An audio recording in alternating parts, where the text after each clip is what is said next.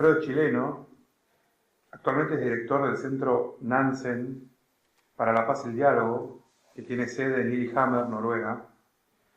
También fue director del Centro de Monitoreo de Desplazamientos Internos, que es el principal organismo internacional sobre desplazamiento interno. Además trabajó para el Consejo Noruego para los Refugiados, como director nacional en Timor del Este, en Darfur, Sudán y en Colombia, país donde también fue experto internacional del Alto Comisionado de las Naciones Unidas para los Refugiados. Uno de ustedes, andaba por ahí la persona que me hizo este comentario, me dijo, solo le faltó estar en Yugoslavia. Incorrecto. Estuvo también en Yugoslavia y creo que nos va a contar algo de eso.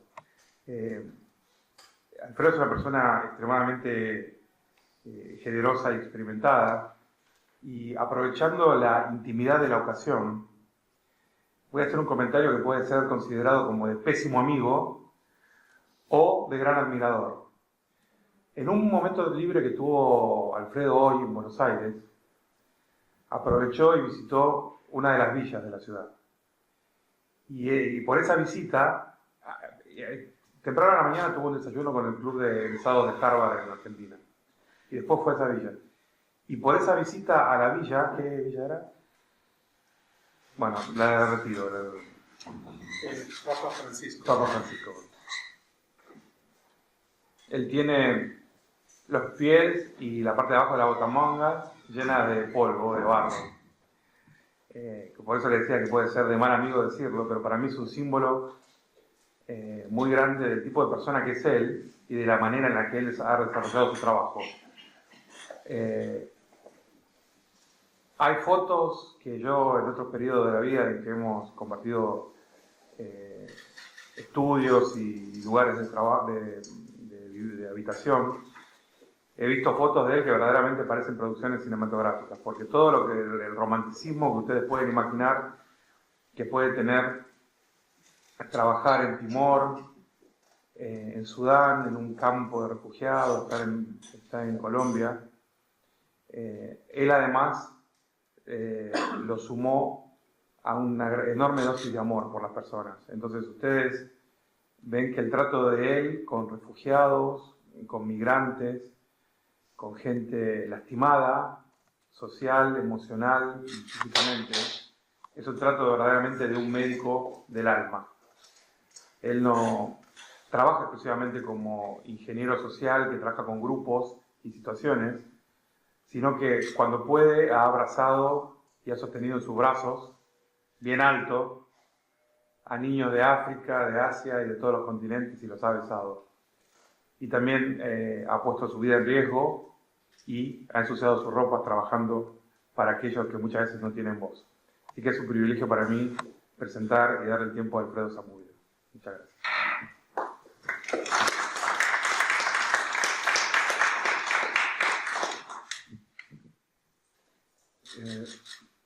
¿Qué más decir después de una introducción así?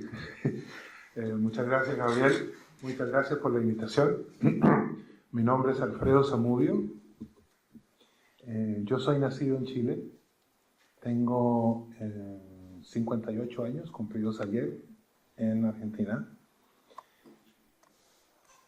El 12 de septiembre de 1973, mi padre fue detenido por el ejército de Chile.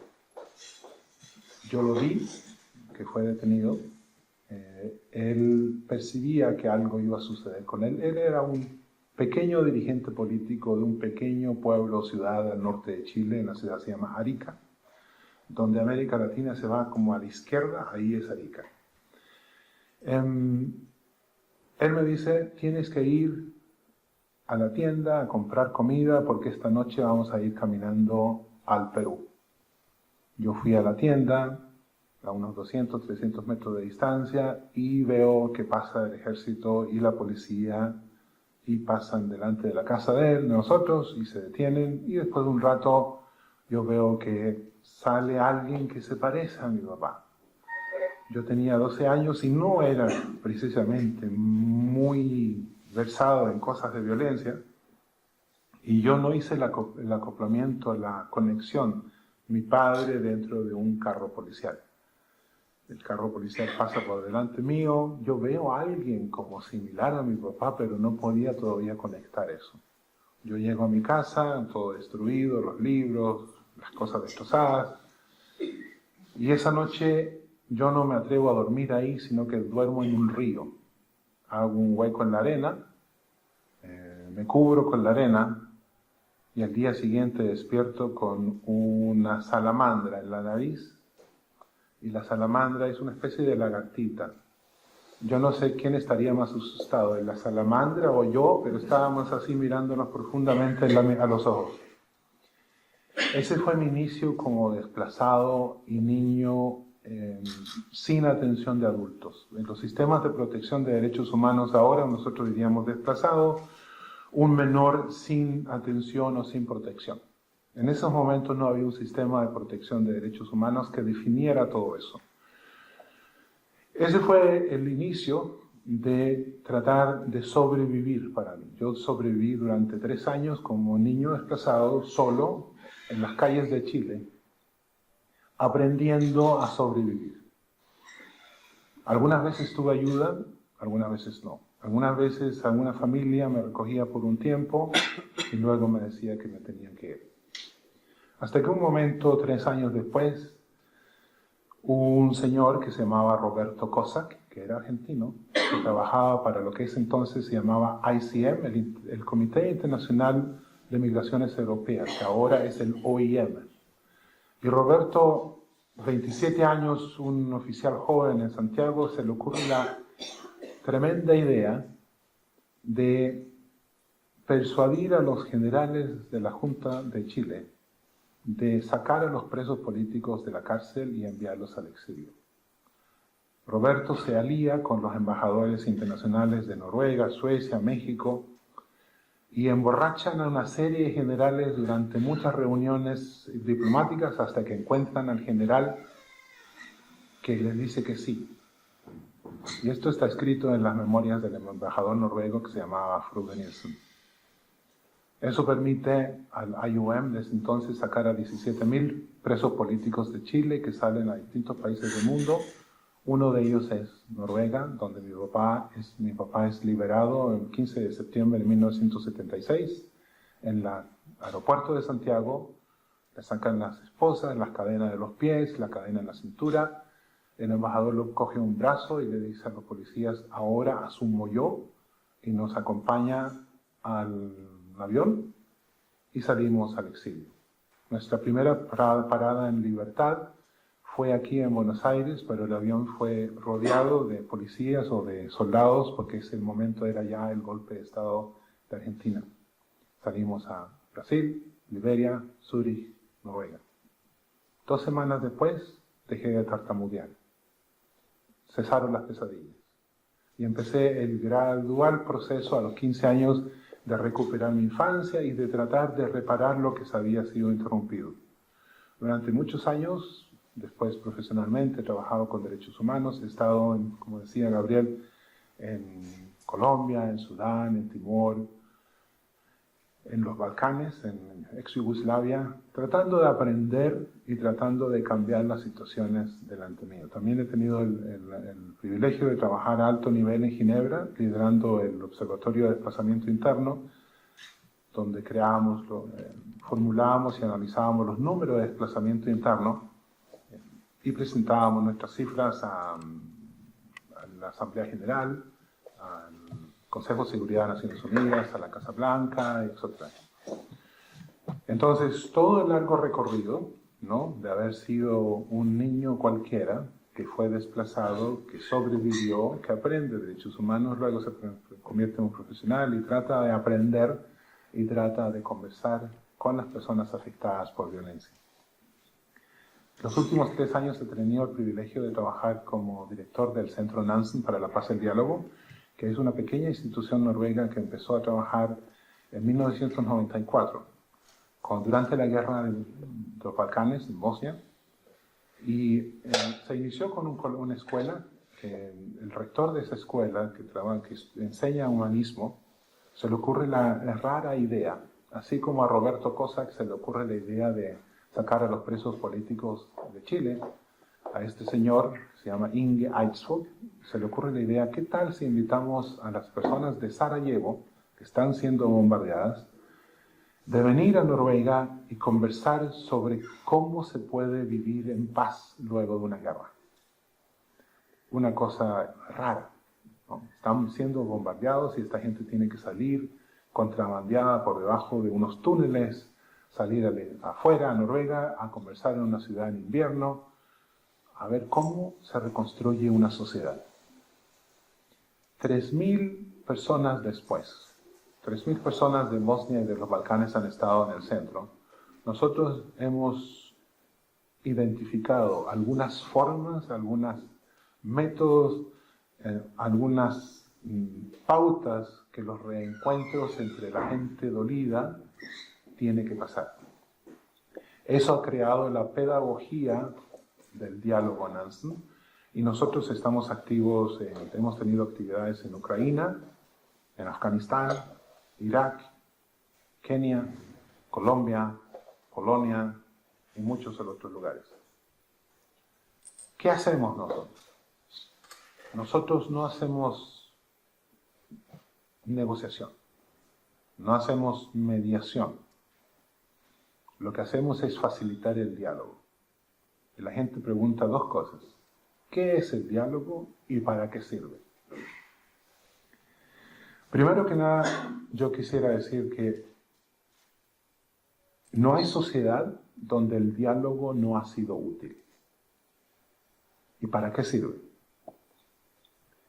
Nosotros distinguimos entre el debate y el diálogo, diciendo que el debate es la voz de uno, en la parte de la sociedad democrática, parte del sistema de derechos humanos, y es esencial para la democracia. Y la libertad de expresión debe ser flexible y dura y aceptar muchas cosas.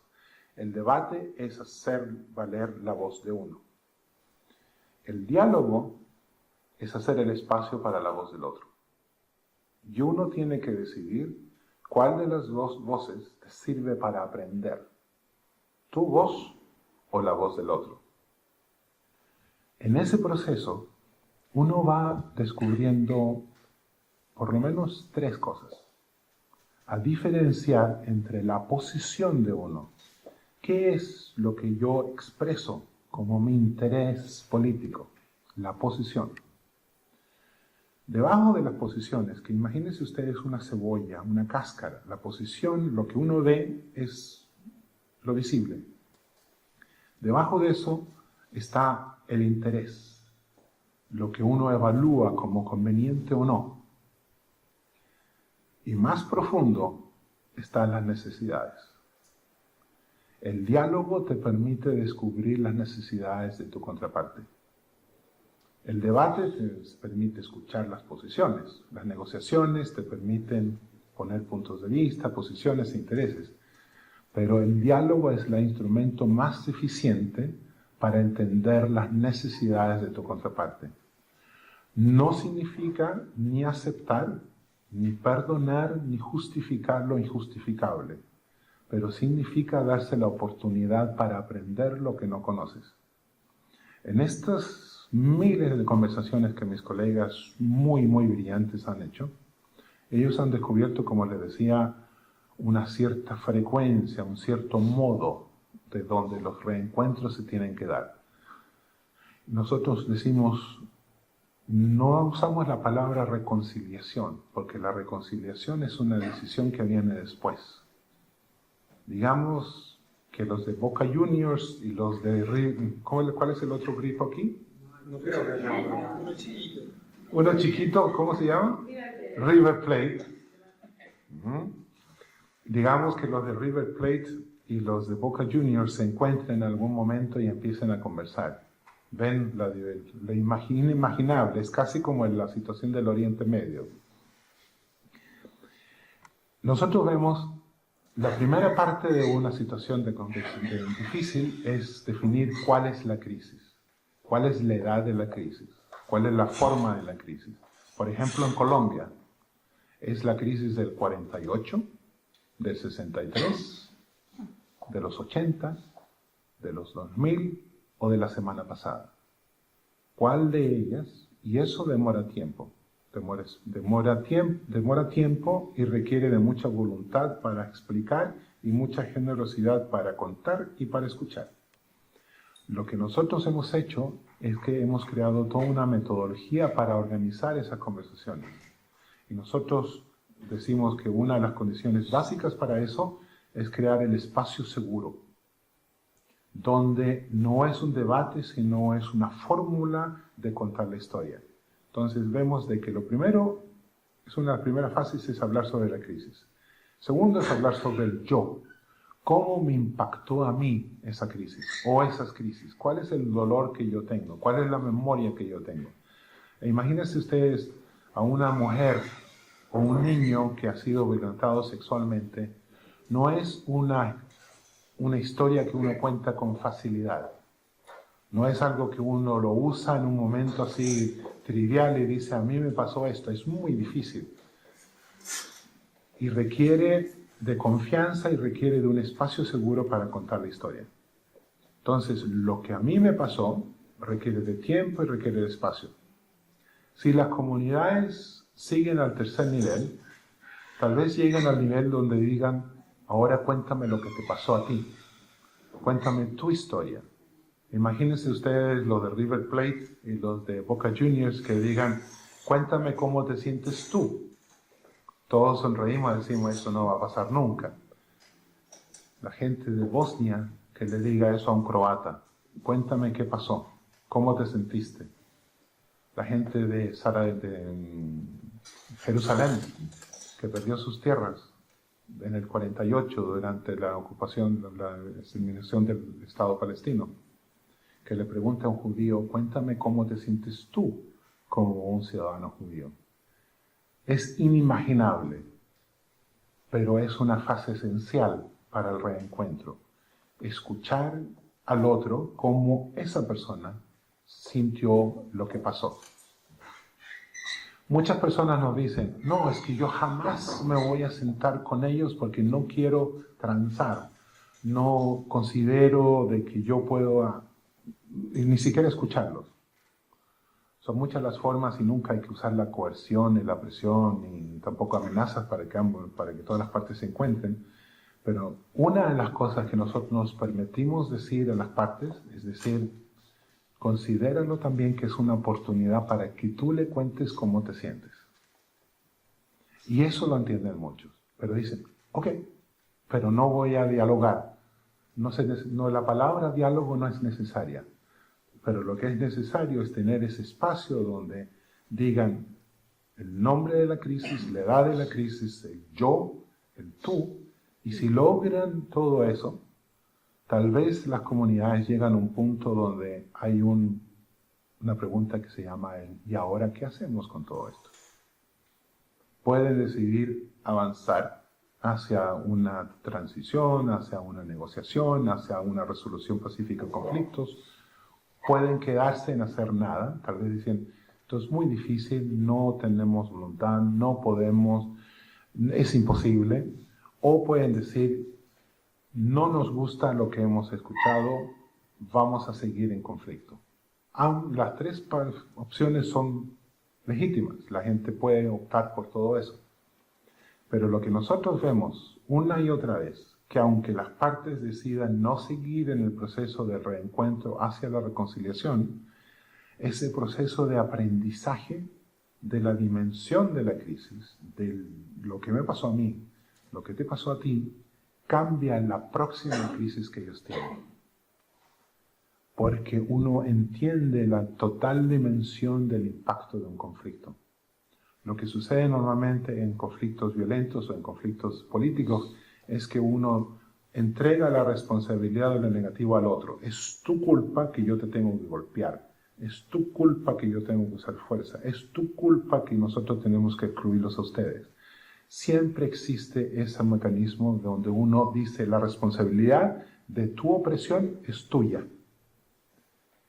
Cuando sucede un proceso de diálogo, uno ve de que la responsabilidad es mutua y cambia la dinámica. Se convierte en una papa muy, muy caliente, en una papa un poquito menos caliente. Todavía sigue caliente, Todavía sigue difícil de manejar, pero por lo menos la puedes tener en la mano y saber qué haces con ella. Eso es la transformación de un conflicto inimaginable e ingestionable a algo que lo puedes gestionar. Las comunidades donde nosotros estamos nos dicen, esto es imposible porque demora tiempo. Preferimos la negociación, preferimos la mediación, y es posible que tal vez la negociación y la mediación sean mejores opciones para cosas, por ejemplo, de emergencia, ¿no? Donde hay mucha violencia y hay que negociar inmediatamente para lograr el espacio humanitario, para que llegue la ayuda humanitaria, para que haya existencia, se respeten los derechos humanos y todo eso, que es una transformación inmediata a un nivel de protección de derechos humanos inmediatos. Pero las soluciones duraderas no necesariamente son por soluciones técnicas, sino son por soluciones sistémicas. Porque no existe un app que solucione los problemas de diferencia. Se trata de la desconfianza global, que hoy es utilizada políticamente, instrumentalmente para ganar poder.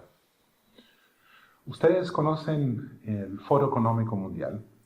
Yo les recomiendo muy sinceramente que lean el informe de riesgo anual. El informe de riesgo del Foro Económico Mundial, que no es un informe, se puede decir, de una cierta tendencia política, pero es un informe de analistas de riesgos de compañías de seguridad que hacen una cierta análisis basado en números enormes, en Big Data, no sé cómo se llama en español, ¿también? Y ellos hacen anualmente un listado de cuáles son los riesgos existentes y los riesgos emergentes. Este año, en el informe del 2018, dicen que uno de los riesgos emergentes es lo que se llama la cultura de la identidad, identity cultures o identity conflicts. Y es basado en cierta tendencia ideológica que odian a las mujeres y odian a los inmigrantes. Es una mezcla bien extraña, pero tiene mucho poder en este momento en un cierto círculo de los medios sociales. Y el Foro Económico Mundial dice que ese tipo de percepción política, de decisión política, acoplado al populismo de todos los colores, de rojos y azules, amplifica el riesgo de disrupción social. Y eso es un gran riesgo para la estabilidad económica y política del mundo. Yo voy ahora a cerrar un poquito esto y vamos a tener una conversación, sería muy bueno. ¿Por qué es necesario tener estabilidad? ¿Por qué es necesario tener una fortaleza en el tejido social? Nosotros definimos que el tejido social, que muchos hablan, ¿no? Hablan de qué tejido social y es necesario reforzarlo. Y nosotros decimos que el tejido social se puede explicar como la conexión de las vidas humanas desde el nacimiento hasta su muerte. Imagínense una vida, es un hilo, y son hilos paralelos, ¿no? Las vidas. Mientras más puntos de conexión esas vidas tengan, más fuerte es el tejido. Si el tejido no se mezcla nunca, si esas vidas no tienen puntos de conexión, ese tejido es débil y se hace vulnerable a los riesgos y al estrés de la sociedad. Otra cifra que demuestra la fragilidad del tejido social también son cifras del Foro Económico Mundial y del PNUD. El coeficiente Gini, ustedes lo conocen, que explica cómo está la distribución de los ingresos, del dinero en una sociedad. Nosotros en mi anterior trabajo en el Centro de Desplazamiento Interno hicimos un cálculo matemático donde encontramos de que hay una fuerte correlación entre la desigualdad económica y la falta de sistemas de protección social. Hay una indicación que los países donde hay mucha desigualdad y donde hay falta de sistemas de protección social, que también puede ser corrupción o derechos humanos o educación y todo eso, esas dos cosas combinadas, desigualdad económica y falta de protección del Estado, es una tormenta perfecta, porque es demasiado estrés al tejido social. Y si el tejido social es débil, donde las clases sociales, los grupos étnicos, los seres humanos no tienen colaboración, no aguanta ese estrés y sucede la disrupción. Y en estos momentos estamos teniendo, tanto en el continente americano como a nivel global, que esos tejidos sociales están en aumento. Hay muchas cosas que funcionan bien. Nunca en la historia de la humanidad tantos niños habían ido a la escuela. Las vacunas funcionan, la tuberculosis está bajo control. Hay muchas cosas que funcionan bien, pero también hay ciertos riesgos que están creciendo muchísimo más rápido que lo esperado, y es por la difusión de las mentiras y el ataque sistemático contra la confianza. En este momento tenemos lo que se llaman noticias falsas. Cada persona en un momento puede editar su propia verdad. Y cada ser es un editor de sus propias mentiras. Y todas las verdades colectivas son siendo escrupuladas, son siendo atacadas. Entonces, ¿cómo creas un sistema de cohesión social si hay componentes importantes de ese tejido social que dice lo que tenemos juntos no existe? El racismo, la xenofobia, los ataques contra las minorías LGBT, las minorías étnicas, los derechos civiles, todo eso está siendo cuestionado y mucha gente los están propagando como lo mejor para la sociedad es la disrupción, es el separatismo, es el independentismo, es la falta de confianza crea autonomía y la autonomía es lo mejor para el ser humano. Es como toda una lógica de volver a los años 30. Y es un grandioso riesgo que las gentes que trabajamos con paz, con reforzamiento de los derechos civiles, con el diálogo, decimos, el diálogo no es un asunto de metas filosóficas, no es algo estético. El diálogo es uno de los instrumentos más eficientes que tenemos para reforzarle el tejido social, para que podamos encontrarnos con los riesgos que tenemos en el presente y con los que vamos a tener, y no hay otra forma de hacerlo esto pacífico. Tenemos que reencontrar los métodos, los puntos de encuentro para contarnos lo que no nos hemos contado y para que las sociedades logren aceptar cuál fue la crisis, cuál fue mi impacto, cuál fue tu impacto y ahora qué. Nosotros decimos que la reconciliación empieza en el momento cuando las sociedades descubren y aceptan que no pueden reconstruir el pasado. Y, por ejemplo, la historia de Chile, la historia de Argentina, la historia de Polonia, la historia de España, está llena de conversaciones suspendidas que no se han tenido. Nosotros creemos firmemente de que si se logran tener esas conversaciones y describirlas, y ubicarlas, y alfabetizarlas, y ponerlas en orden, la sociedad toma la decisión, hicimos esto, aprendimos esto, y no vamos a volver a repetir esa disrupción social que hizo posible el golpe de Estado en Chile, o el golpe de Estado en Argentina, o el Holocausto en Polonia, o la Guerra Civil en España. Podemos estar en desacuerdo, pero nunca llegar a ese grado de desconfianza donde la eliminación del oponente es la única opción. ¿Sí? ¿Preguntas? Ustedes saben que la actividad se llama el diálogo democrático. Vamos a intentar hacer nuestro pequeño ejercicio. Pero quería en este punto reconocer la presencia de algunos de ustedes. En primer lugar, la senadora Norma Morandini, que es directora del Observatorio de Derechos Humanos de la Casa del Senado de la Nación.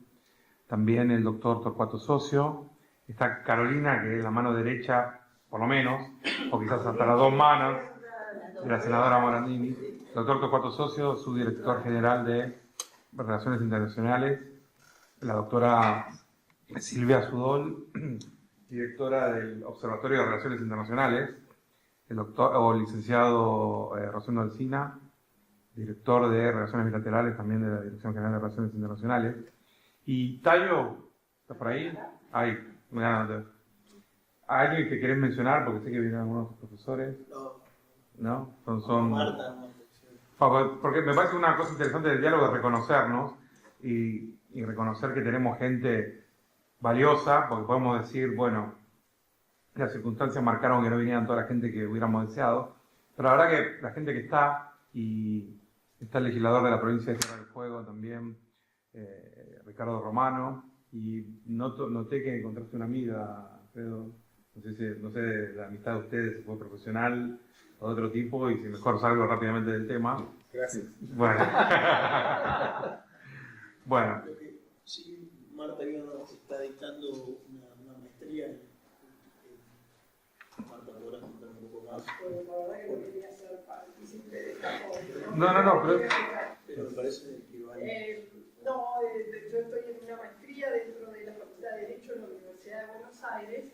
Es una maestría que es, en realidad, el nombre de la maestría es Derecho Penal del Mercosur. Sin embargo, en la orientación que yo doy, trabajamos sobre la superación del pasado. La superación del pasado a través de las comisiones de la verdad, haciendo un sistema comparativo esencialmente entre las comisiones de la verdad de América Latina y de África, y de la justicia transicional. Justamente hablando de la justicia transicional, quisiera, ya que estoy con este tema, hacer una pequeña pregunta de si todo este proceso de diálogo que menciona el señor aquí presente, muy interesante su exposición, si está comprendida, lo podríamos comprender dentro de este proceso de justicia transicional que ha tenido lugar en los últimos años, donde la sola justicia penal o la justicia, digamos, punitiva no alcanza para satisfacer una reconciliación, ni alcanza para superar... Perdón, sí, creo que se escucha. Ni alcanza para superar situaciones de grave violencia, ya sea consecuencia de un conflicto armado interno o internacional, o graves violencias internas. Y es un elemento, yo creo que sí, pero quisiera ver la visión de si realmente este proceso se adosa a lo que es esta nueva justicia transicional. Yo cuando mencionaba a las personas que estaban presentes no era porque ninguno me lo hubiera pedido, ni mucho menos, era porque es importante saber que se sepa que hay un observatorio como el de Derechos Humanos funcionando en el Senado, como el de Relaciones Internacionales también, y bueno, en el caso de la academia, de lo que se hace, también hay miembros del Grupo Roble que ayudaron a organizar este encuentro, que es un grupo que está tratando de traer la metodología Nansen a Argentina. Y principalmente también el motivo por el cual yo mencioné a algunos de ustedes era porque quería que, bueno, la doctora ya lo hizo, darles a ustedes las prioridades para las preguntas. Porque, por ejemplo, Silvia, vos sabés que una de las actividades principales que está desarrollando en este momento el Centro Nansen es en Polonia. Bueno, dicho todo esto, ahora voy a hacer yo la pregunta porque yo también uno tiene sus privilegios. Y Alfredo, hace una semana y media que estás en Argentina. Yo quería preguntarte si, según tu mirada, la Argentina es una sociedad dividida o una sociedad con divisiones. Diferencias y divisiones tienen todas las sociedades, pero yo no sé si esta la pondrías como dividida, y en ese caso, ¿quiénes tendrían los que tenían que participar del diálogo? Porque puede haber divisiones políticas, pero por ejemplo, las mayores fuerzas políticas que son lo que explican lo que acá denominamos la grieta, todavía están con aspiraciones de poder. Con lo cual, ¿se trata esto de una sociedad dividida o una sociedad simplemente en debate? En tu mirada, esta es mi pregunta. No sé si podemos juntar un par de preguntas para... Sí, bueno, sí. Me suena un poquitito, pero después me olvido.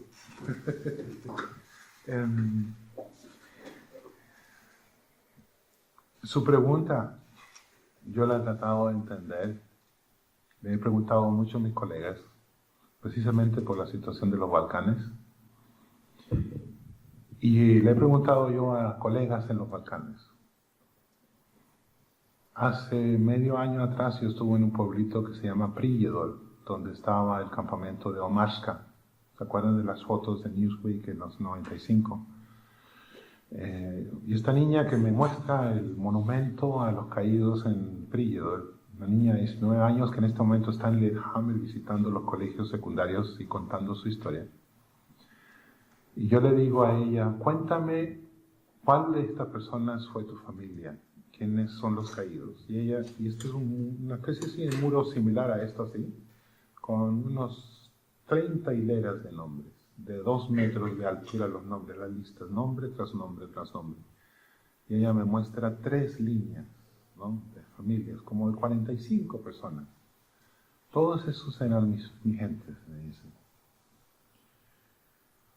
Y yo le digo, ¿qué sientes cuando tú pasas por aquí y ves esto? Y me dice, yo lo único que quiero es que ellos reconozcan que lo hicieron. No quiero más. Que lo hicieron y que no lo deberían haber hecho. El diálogo entre estas partes ha permitido lo siguiente, ha permitido el regreso, ha permitido la construcción de ese monumento en el centro mismo de ese pueblito, lo más céntrico como la Plaza de Mayo, imagínense, con una lista de nombres, todo el pueblo tiene que ver esos nombres, pero no hay un proceso total que diga, no deberíamos haberlo hecho, lo hicimos. O sea, aceptaron la construcción, aceptaron la historia, sucedió, pero de ahí más adelante requiere de mucho más esfuerzo, de una segunda generación de jóvenes. Otros colegas en el pueblito de Stolac, en las afueras de Mostar, ¿se acuerdan del puente de Mostar que fue destruido por los croatas?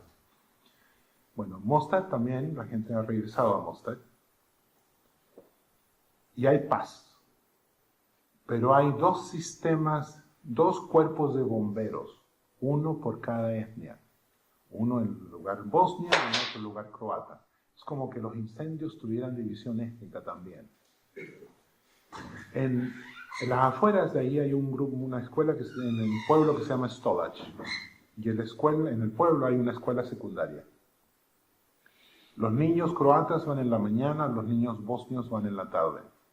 La gente que hace el aseo son 2 etnias distintas. Entonces, ¿qué sucede con todo este diálogo durante 20 años? Tienen el espacio compartido, pero casi. Porque falta voluntad política para compartir el poder. En Bosnia hay 140 ministros. 140 ministros, eso es una locura. Cada cantón, que es una especie de región, tiene ministros de seguridad, ministro de educación, ministro de cultura, etc. Hay un chiste en Bosnia que uno va caminando por la calle de Sarajevo y dice, ministro, y 10 personas se dan vuelta. Entonces, ha existido un diálogo, hay una paz, pero no es una paz incluyente ni esa paz positiva. Hay una ausencia de conflicto. Está el acuerdo Dayton, que es un tate quieto, tranquilo, van a vivir en situaciones divididas. Hay un cierto compartimiento de espacio, pero no hay nada más.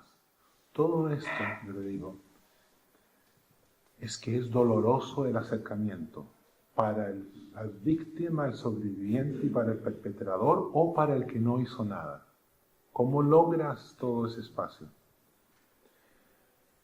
Nosotros creemos de que las partes que contribuyen a esto, ellos tienen que decidir, por un lado, contarse la historia, pero nosotros decimos, no mezclen la justicia en esto, porque eso debe funcionar de otra forma.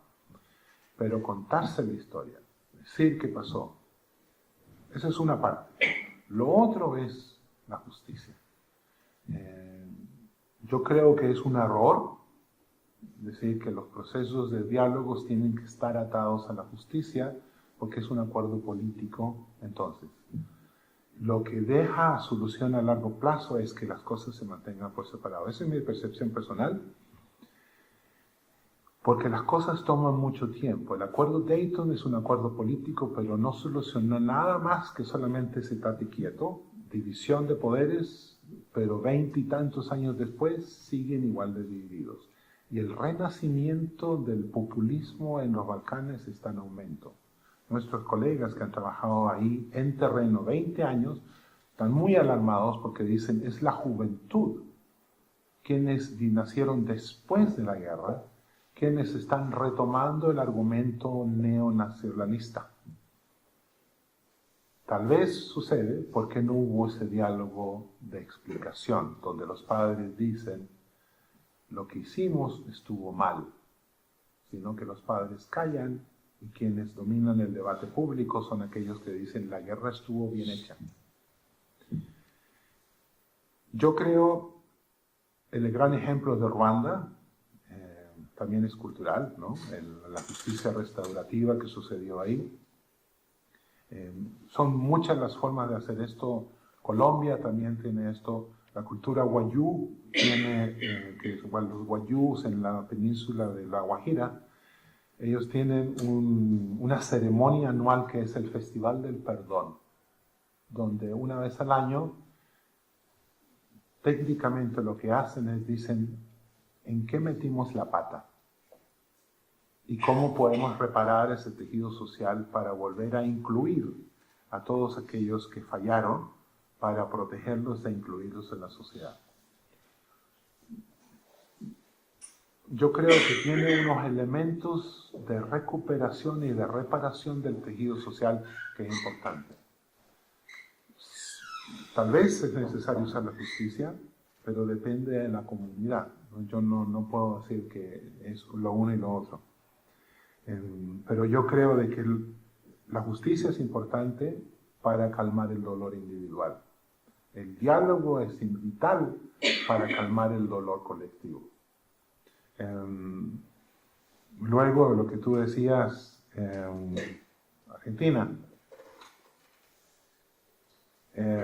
Yo no soy suicida y no me atrevo a dar un diagnóstico a Argentina después de 10 días en terreno, pero yo puedo contar lo que yo vi y lo que me contaron. Y lo que yo vi es que yo vi personas con hambre, personas con muchas necesidades, pero también vi situaciones donde la cultura cívica funciona, donde hay espacios públicos donde la gente interactúa sin fuerza pública, sin policías, donde la gente hace cosas, vive libre, ocupa el espacio público, la gente recoge la basura al piso y lo bota en un tacho.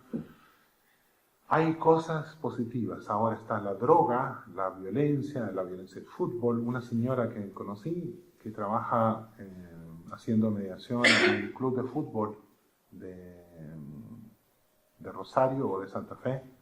Yo no sé qué equipo de fútbol, creo que me dijo el nombre, pero me olvidé.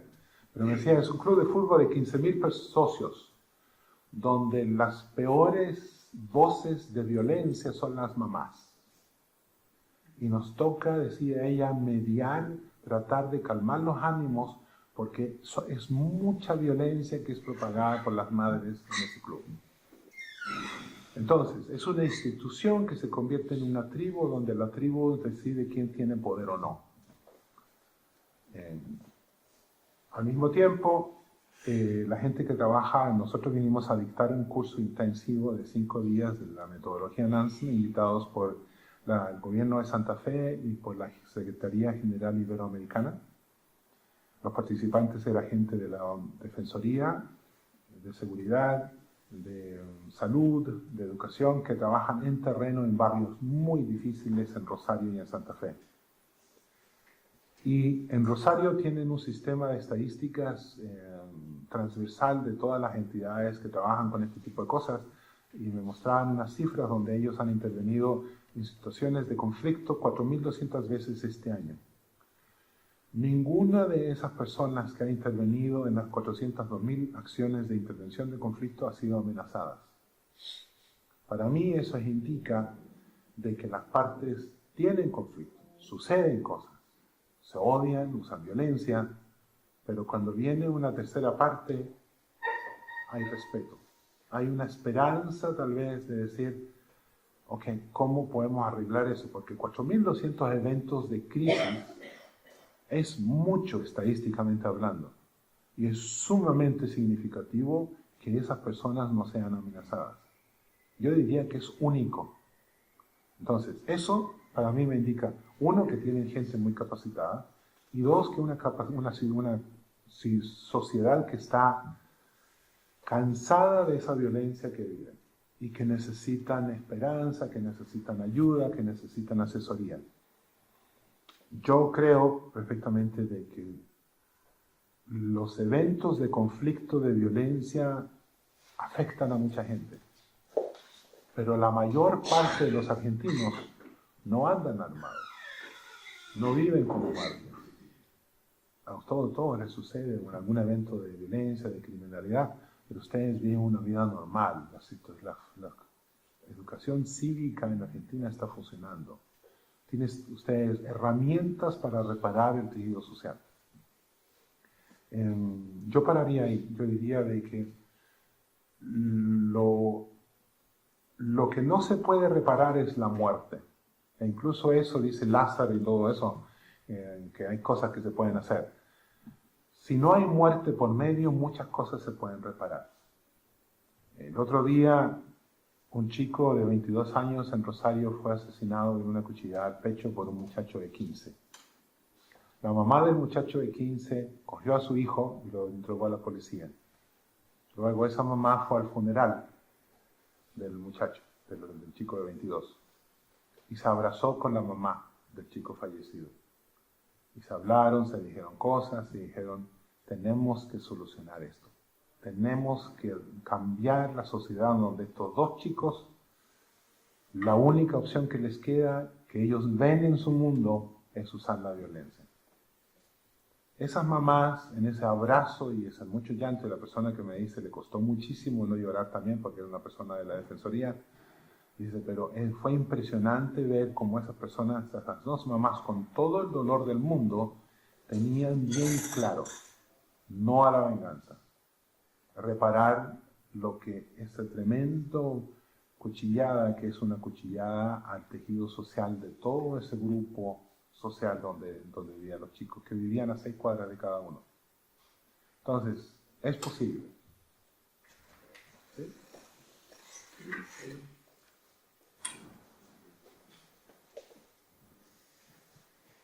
Bueno, muchas gracias antes que nada por todas estas palabras y transmitirnos estas experiencias. Yo lo que quería consultarle es una cuestión muy concreta, más bien operativa.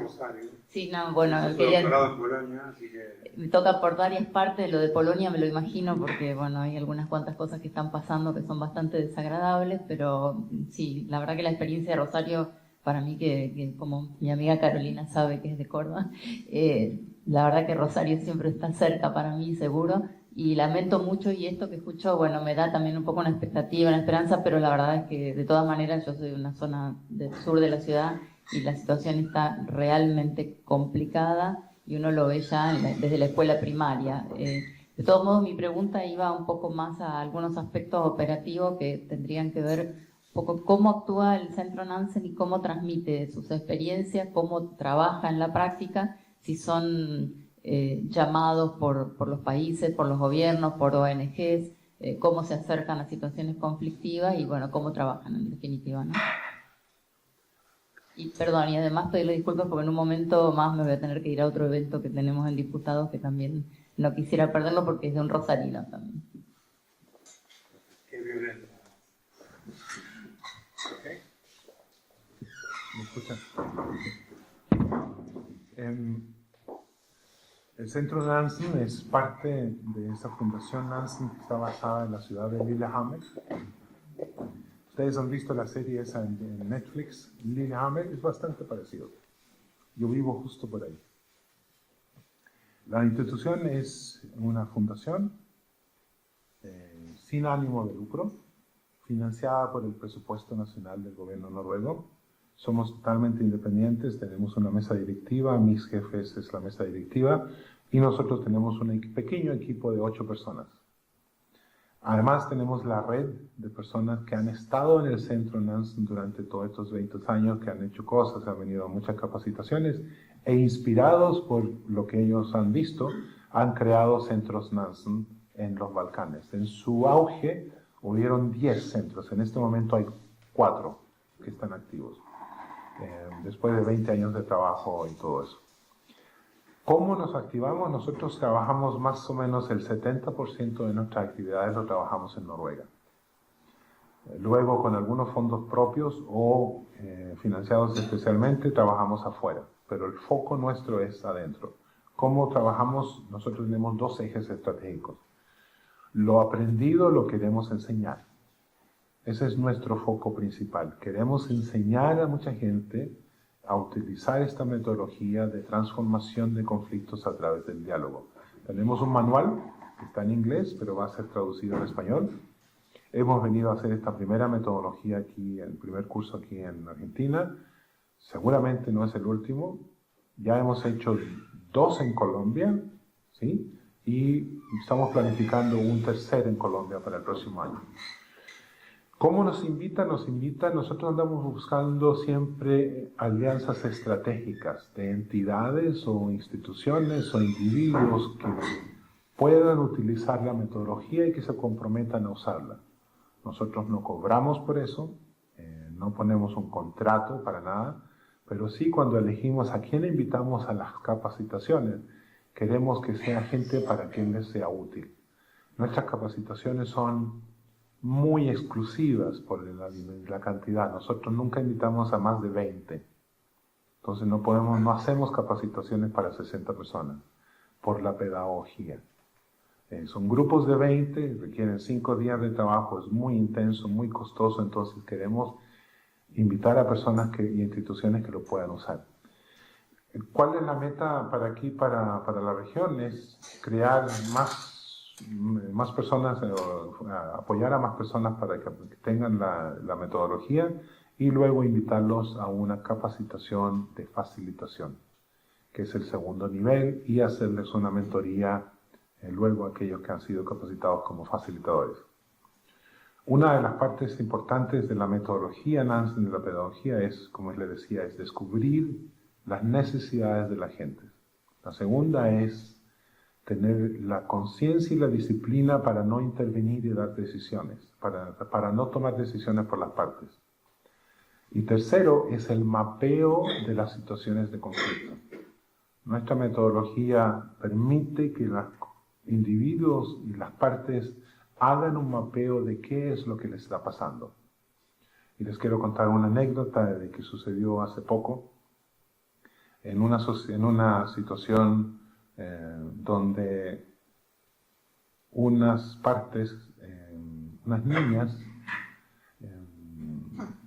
una niña se ahogó en un pueblo, en un cierto lugar de un país escandinavo. Se ahoga esta niña en un lugar donde no estaba permitido bañarse y todo el mundo sabía que ese lugar estaba prohibido bañarse. Y las personas que hicieron el análisis habían participado en nuestro curso y dicen, ¿por qué no usamos la metodología Nansen para hacer un análisis del problema? ¿Qué fue lo que sucedió? ¿Por qué es que esas niñas se ahogaron en ese lugar? Se toman el tiempo, hacen todo tipo de consultas, hacen el mapeo y descubren durante el proceso que esas niñas fueron a bañarse a ese lugar tan peligroso precisamente porque era peligroso, porque sabían que no iba a haber nadie y así podían usar un traje de baño que no estaba permitido por la cultura de esas niñas. Ustedes saben que en ciertas culturas hay una prohibición para mostrar la piel y todo lo demás. Entonces, el análisis del problema, la metodología nuestra, con toda esa pausa, esa calma, esa inclusividad, ese espacio seguro, permitió recoger en una forma calmada, digna y respetuosa, suficiente información para entender el centro de la situación. Y eso te permite luego hacer un diseño de políticas, hacer un diseño de medidas, hacer un diseño de intervenciones, de comunicación, de diálogo con los padres, todo eso. Entonces la metodología Nansen no es una receta, una capa mágica, sino es una forma de organizar conversaciones para lograr entender cuáles son los actores, qué es lo que sucede, qué es lo que bloquea, qué es lo que facilita las situaciones de conflicto y dónde podemos encontrar tal vez una forma de encontrar una solución. Alfredo, si me permite, su experiencia también tiene que ver mucho con los refugiados. Nosotros estamos ahora, si bien es cierto, no tenemos gran cantidad de refugiados, pero sí tenemos migraciones nuevas, como es el caso de Venezuela. ¿Qué podría compartir con nosotros en relación a esto, cómo tratar el tema del refugiado, independientemente de todo lo que hay que garantizar en derechos, pero un poco en función de su experiencia? El Centro de Desplazamiento Interno, yo trabajaba anteriormente, hicimos un análisis, es un paper que está disponible y yo se los puedo enviar a quienes me escriban, se los envío con todo gusto, donde hicimos la descripción en ese momento de la distinción entre factores motivadores de un desplazamiento y un factor gatillador. Lo que está debajo, que hace que la temperatura suba, y lo que sucede en un momento determinante, que la situación ya no da más y hay desplazamiento. Esa descripción es importante porque hay que diferenciar entre lo que motiva, está detrás de una situación de inestabilidad, y el factor gatillador. ¿Por qué es importante? Porque, por ejemplo, en la situación de Nigeria, ¿sí?, donde está Boko Haram, no es que Boko Haram, el grupo guerrillero, causa todos los problemas del noreste de Nigeria y dice la gente, millones de personas tienen que ser desplazados. El análisis que nosotros hicimos fue de que había ausencia del Estado, falta de educación, falta de protección de derechos individuales y humanos, corrupción, abuso de poder, todo, y los eventos climáticos y todo eso. Todos esos factores se pueden imaginar como calor que está hirviendo, que hace hervir el agua en una caldera. Llega en un momento esa presión tan fuerte que llega un factor gatillador que es Boko Haram y dice, nosotros tenemos la solución, y hacen salir toda esa explosión. Sucede, por ejemplo, en Colombia, cuando sucedía lo del conflicto, los factores motivadores y los factores gatillantes. Sucede en Venezuela. Ahora, ¿por qué es importante tener todo ese itinerario? Porque nos describen las oportunidades de intervención y de cambiar la situación. Lo que sucede en Venezuela puede prevenirse por asistencia humanitaria, con protección de derechos civiles, con protección de derechos humanos y todo eso. Si no sucede, es probable que el desplazamiento continúe. Ahora, ¿de quién es la responsabilidad de la protección de esos derechos y la asistencia humanitaria? Es del Estado venezolano. Cuando las personas están desplazadas y son desplazadas dentro de su país, la responsabilidad de un desplazado interno es del gobierno venezolano o del gobierno, digamos en este caso. Cuando cruzan la frontera, pueden solicitar asilo, y la responsabilidad es del Estado donde ellos presentan la solicitud de asilo, y está el lugar luego de recepción. Entonces hay por lo menos 4 lugares de intervención donde uno puede asistir. Prevenir el desplazamiento, asistir durante el desplazamiento interno y proteger los derechos esenciales de esas personas. Proteger y tratar en forma del desplazamiento luego de una frontera, asesorarlo para que sea un desplazamiento seguro y luego una recepción digna. Entonces, a lo largo de todo esto hay una serie de responsabilidades, unos del Estado donde las personas son desplazadas y otros son del Estado receptor. La situación de Venezuela es complicado, hay muchas descripciones de lo que está sucediendo, pero lo que hay consenso internacional es que hay millones de personas que están en necesidad de protección de sus derechos. Yo creo de que América Latina está respondiendo de una forma admirable porque le está dando protección, aunque no tenía la costumbre, no tenía instrumentos, le está dando protección a cientos de miles, casi 1.600.000 venezolanos en toda la región. Es admirable, pero también tiene su costo económico y político. La xenofobia está creciendo y es necesario que los grupos de todo espectro político tomen una posición clara en contra de la xenofobia. ¿Quiénes son los responsables del desplazamiento de las gentes de Venezuela? Es el Estado venezolano. Pero ya es una cosa de facto. La gente está desplazada, necesita la protección, necesita el respeto de sus derechos y necesita, lo último que esa gente necesita es que se les acuse de su propio desplazamiento. Ellos no han causado el desplazamiento, ellos son la consecuencia de la falta de protección de sus derechos. Es complicado, pero América Latina yo creo que ha sido admirable en su respuesta.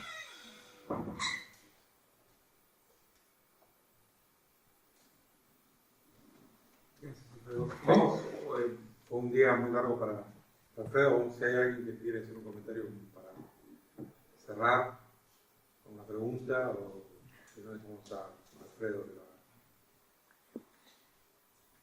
Listo, yo cierro. Sí. De todo lo positivo que está haciendo el Centro Lanza, ¿no? Sí, de todo el análisis que es muy valioso y todos los logros que se están obteniendo.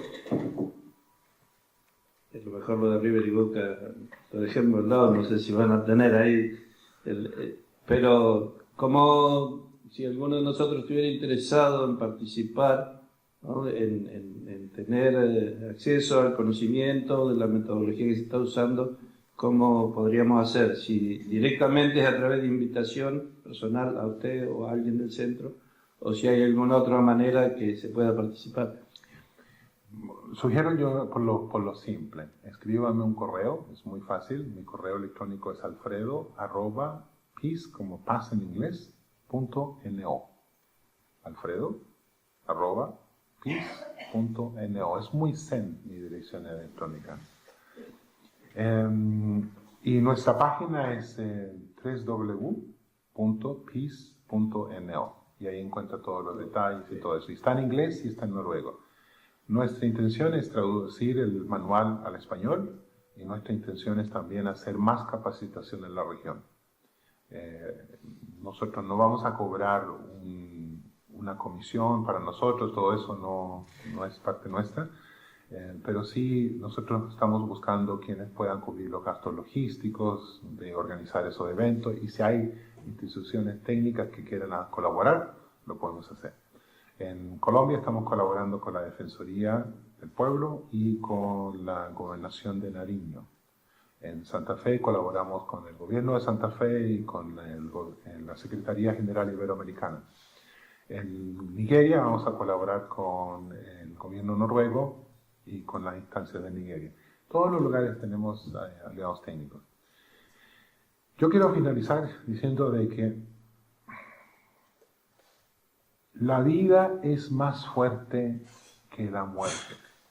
Cuando uno está cansado, y créanme, yo he estado cansado, yo he escuchado gente cansada, yo he apoyado gente cansada, yo también he recibido la ayuda cuando yo he estado cansado. Dicen, pero ¿para dónde? ¿Cuándo? ¿Dónde termina esto? Pero en una y otra sociedad uno ve gente que trata de hacer las cosas bien. En lugares pobres uno ve a alguien que coge una ramita y que barre el piso y ordena su ropita y lo dobla. En este barrio que fuimos a ver, veíamos los cuartos mínimos y la gente con su camita, su cosita, todo orden, dignidad. En todo lugar uno ve a la gente que trata de hacer las cosas bien. Cuando uno está en esto, de tratar de motivar, de cambiar, de facilitar el proceso de transformación social de lo negativo a lo positivo, tenemos que descubrir qué es lo que pasa bien, al mismo tiempo que hay que ver todas las cosas que pasan mal. Pero amplificar lo que va bien, copiarlo, halagarlo, porque esa gente es la que se tiene que propagar. En Colombia son más o menos 150.000 personas armadas, y son 48 millones de personas. ¿Cómo vamos a dejar que 150.000 hombres y mujeres armados le cambien la vida a 48 millones de personas? No creo que sean tantos miles de personas violentas, de ultraviolencia en Argentina. Son muchos menos. Ustedes son muchos más. La gente que viene, que trata de superar, que los pobres, la gente de clase media, todo eso, están tratando de encontrar cómo funciona, cómo amplificar esto. Yo creo en el poder de una mano abierta. Yo me he salvado de muchos líos en situaciones muy violentas diciendo, hola, esto es una mano abierta, esto es un principio de una conversación. Esto no es un principio, esto es un fin, cierre, que es una violencia, que es un punto de fin. En toda situación que yo he estado, incluso con gente armada, si uno es humilde, si uno es tranquilo, si uno invita, siempre vas a encontrar a un jefe de la esquina, como decía Pablo Freire, que te permite el cambio. La cosa es identificar a ese jefe de la esquina que diga, hazlo, te lo permitimos. Y eso es la real ingeniería social. Encontrar a los aliados naturales que te permitan el cambio. Muchas gracias.